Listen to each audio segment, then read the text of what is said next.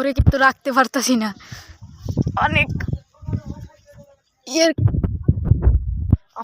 চরক জাল বলেন, এটা চরক জাল, এই সেই চরক জাল। আপনারা দেখতেই পাচ্ছেন অনেক কষ্টে কিন্তু উঠাইয়াছি, তা কিন্তু সম্পূর্ণ উঠাইতে পারিনি। দেখি আমাদের ভাগ্যে কোনো মাছ আছে কিনা, সেটাই দেখবো।